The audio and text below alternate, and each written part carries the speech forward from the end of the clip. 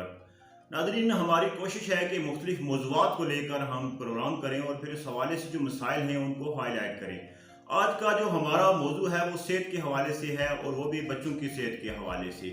आज हमारे साथ डॉक्टर राजा इम्तियाज़ साहब जो चाइल्ड स्पेशलिस्ट हैं वो मौजूद होंगे। हम उनके शुक्रगुज़ार हैं, उन्होंने हमें वक्त दिया। हम उनसे मुख्तलिफ जो मसाइल हैं हमारी सोसाइटी के अंदर मेडिकल के हवाले से वो हम डिस्कस करेंगे। हमारी सोसाइटी का एक अलमिया ये है कि मेडिकल के हवाले से इंफॉर्मेशन बहुत कम है। इस हवाले से ना कोई सोसाइटी के अंदर कोई बड़ा काम हो रहा है गवर्नमेंट की तरफ से और ना ही कोई मुकामी सतह पे जो कम्युनिटी काम करती है वो इस हवाले से ना होने के बराबर है। तो बिलखुसूस वालिदैन के अंदर बच्चों की सेहत के हवाले से इंफॉर्मेशन बहुत कम है। क्या खुराक देनी चाहिए और क्या एहतियाती तदाबीर अख्तियार करनी चाहिए जिससे बच्चों की सेहत अच्छी हो, वो इंतहाई एक मसला है।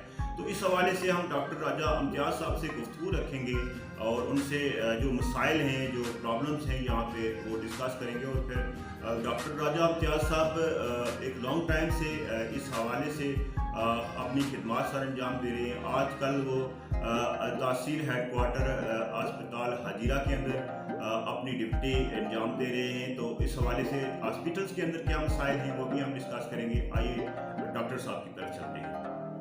आज हमारे साथ डॉक्टर राजा इम्तियाज़ साहब चाइल्ड स्पेशलिस्ट हैं और उनको हम खुशामदीद कहते हैं और उनका शुक्रिया भी अदा करते हैं कि उन्होंने एक स्पेशल प्रोग्राम के लिए अपना कीमती वक्त निकाला। डॉक्टर इम्तियाज़ साहब एक लॉन्ग टाइम से इस शोबे से वाबस्ता है। उनसे हम गुफ्तगू रखेंगे मुख्तलिफ हवाले से, मुख्तलिफ जो यहाँ पे बीमारियाँ हैं बच्चों के हवाले से बिलखुसूस उनसे गुफ्तगू रखेंगे। सबसे पहले हम डॉक्टर साहब को वेलकम करते हैं, मोस्ट वेलकम करते हैं। उनसे हम गुफ्तगू का आगाज़ करेंगे कि वो अपना तारफ़ खुद से कराएँ। बिस्मिल्लाहिर्रहमानिर्रहीम। बहुत शुक्रिया सरदार नदीम साहब, आपने मुझे बोलने का मौका दिया यहाँ पे। मेरा नाम डॉक्टर इम्तियाज़ है। मेरा तल्लुक़ इसी तहसील हजीरा के गांव मदारपुर से है।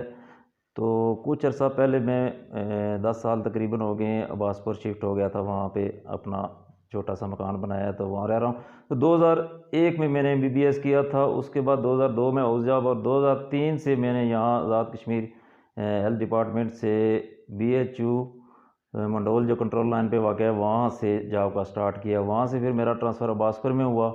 वहाँ तकरीबन मजमूई तौर पर अब्बासपुर के अस्पताल में 5-6 साल मैंने गुजारे। फिर उसके बाद मैं चला गया 2007 से 9 तक मैं टीम्स इस्लामाबाद से मैंने ये बच्चों की शोबा में स्पेशलाइजेशन की। तो वो मुकम्मल करने के बाद मैंने CMH रावला कोट में जो है ना 3 साल तक अपनी खिदमत सर अंजाम दी। फिर वहाँ से मेरा ट्रांसफ़र इधर गंभीर के एक BHU में हुआ। यहाँ चूँकि ये भी मेरी आबाई जगह थी तो यहाँ मुझे 5.5 साल मैंने काम किया। उसके बाद जो है बाद फिर उबासपुर में गया और वहाँ से फिर 2019 से मैं 1.5 साल तक मैंने डिस्ट्रिक्ट हेडक्वार्टर हॉस्पिटल हवेली में एज ए चाइल्ड स्पेशलिस्ट काम किया। और 2020 के एंड पे मैं अजीरा आया हूँ। अभी स्टिल यहाँ तहसील हेडक्वार्टर्स अजीरा में काम कर रहा हूँ एज ए चाइल्ड स्पेशलिस्ट। अच्छा, बहुत शुक्रिया डॉक्टर साहब, आपने बड़ी ज़बरदस्त किस्म की गुफ्तगू की, तफसीलन बताया, आपने हिस्ट्री बताई जो कि इस शोबे से काफ़ी टाइम से वाबस्ता हैं। मुख्तलिफ डिस्ट्रिक्ट के अंदर जो है ना अपनी खिदमत सर अंजाम दे चुके हैं। आपका बड़ा एक्सपीरियंस भी है इस हवाले से। आजकल चूँकि विंटर सीज़न स्टार्ट है, बच्चों के हवाले से बहुत सारी बीमारियां जो हैं वो मंजर आम पे आ रही हैं। चूँकि आप खुद दिन में सैकड़ों की तादाद में बच्चों को चेक करते हैं। तो आज की जो हमारा जो प्रोग्राम है वो स्पेशल इसी हवाले से है। तो वो आज अब हम आपसे ये पूछेंगे कि कौन कौन सी बीमारियां हैं। वैसे तो बच्चों के हवाले से बहुत सारी बीमारियां होती हैं, लेकिन जो सीज़न वाइज बीमारियां होती हैं, बिलखुसूस विंटर सीज़न के अंदर जो बीमारियां हैं वो कौन कौन सी बीमारियां हैं और उनकी जो अलामात हैं वो क्या क्या हैं।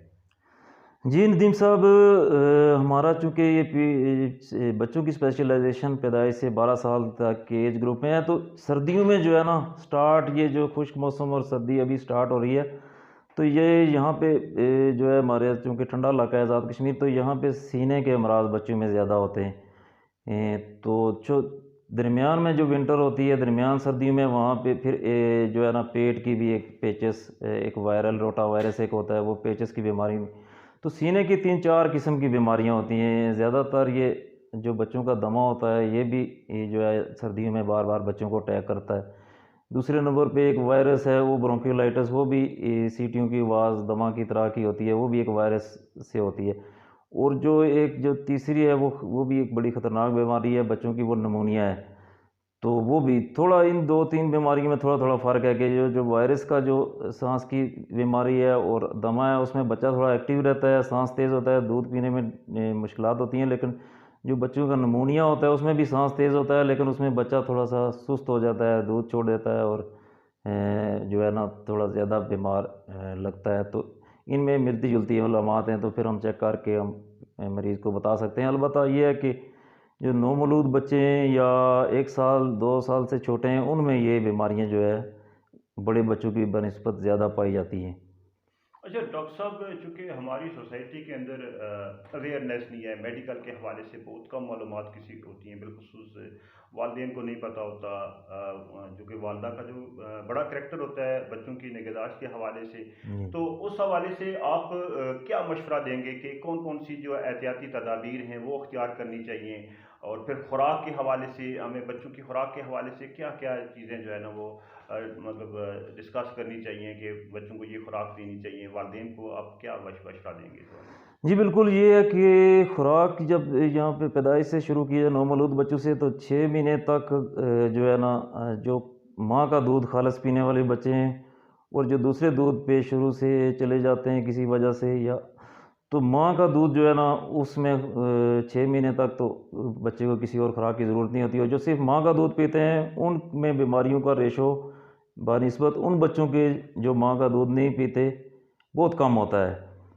तो 6 महीने के बाद जो है ना हम फिर आहिस्ता-आहिस्ता बच्चे को नरम ग़िज़ा पे डालते हैं। साल के बच्चे में और बड़े में फिर कोई खुराक का फ़र्क नहीं रहता। और सर्दियों में ये है कि जो दमा और इस तरह के हसास बच्चे होते हैं, उनको सर्दी से बचाना होता है और थोड़ा अलामात पे नज़र रखनी पड़ती है। अगर साँस तेज़ हो जाए, बच्चा दूध पीना कम कर दे या फिर यह है कि रोना ज़्यादा शुरू कर दे मुसलसल, किसी तरह से चुप ना हो, तो फिर उसको नज़दीक तरीन अपने डॉक्टर को, क्वालिफ़ाइड डॉक्टर को ज़रूर चेक कराएँ। अच्छा एक ये होता है कि अमूमन बुखार वगैरह आता है बच्चों को, तो मतलब वो घर में जो मेडिसिन पड़ी होती हैं जैसे पैनाडोल है या इस तरह की जो चीज़ें होती हैं वो वालिदैन देना शुरू कर देते हैं, तो ये क्या अमल दुरुस्त है? इन दिवसों इसमें ये है कि जो है ना आम बुखार जो है ना, ये नाक या गले में थोड़ी बहुत ही वायरस का इन्फेक्शन हो गया, उसमें अमूमन जो है ना एंटीबायोटिक्स या चेकअप की ज़रूरत नहीं पड़ती। अगर वो वायरस का है ना, तो वो फिर 1-2 दिन पैरासिटामोल देने से सेटल हो जाता है।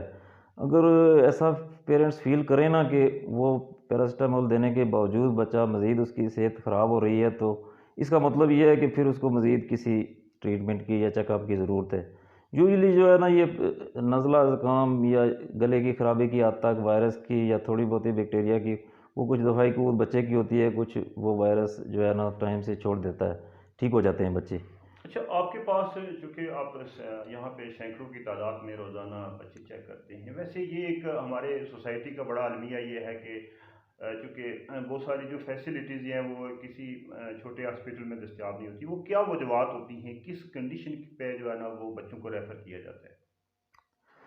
बच्चों को जो है ना, अगर सर्दियों की और सांस की बीमारियों के वाले से बात की जाए, तो जो है ना ये अगर उस बच्चे का सांस बहुत तेज़ हो रहा हो और वो दूध पीने में जो है ना, अगर साल से छोटा बच्चा है या 6 महीने से छोटा बच्चा है, तो दूध पीने में उस बार बार छोड़ देता हो, इसका मतलब है उसका सांस भी तेज़ है और दिल की धड़कन भी तेज़ है और सीने में कोई या तो बहुत शदीद एलर्जी है या फिर खुदा न खास्ता निमोनिया है। तो ऐसे बच्चे को ज़रूर रेफ़र करना चाहिए, या जो बच्चा दूध छोड़ दे, बस रोए और उस टेम्परेचर उसको फ़ील हो और साँस तेज़ हो रहा हो। फिर लेट जो दरमियान में सर्दियों के जो है ना एक रोटा वायरस का डायरिया, पेचस की बीमारी भी बड़ी आम हो जाती है और वो भी ये यूजुअली जो हमारे पास फ्लैजिल वगैरह है, उससे वो रिस्पॉन्स नहीं करती।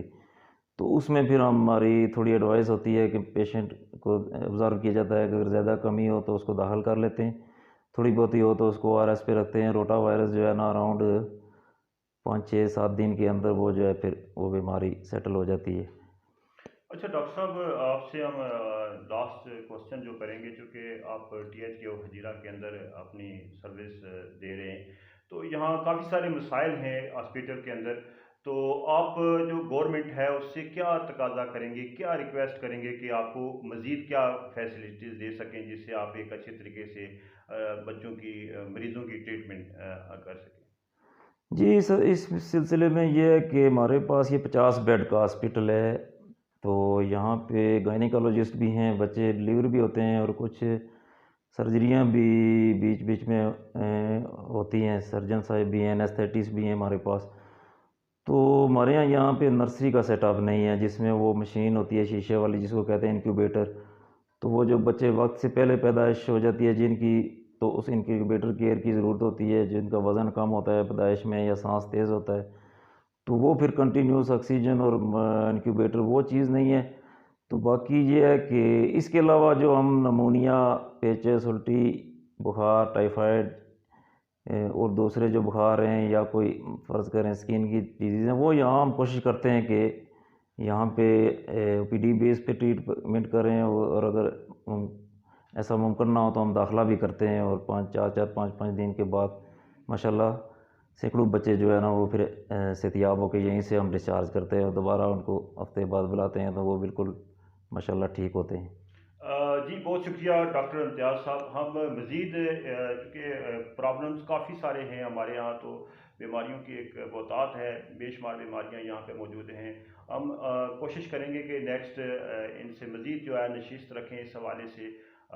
तो आपसे इजाज़त चाहेंगे अल्लाह ने के बाद।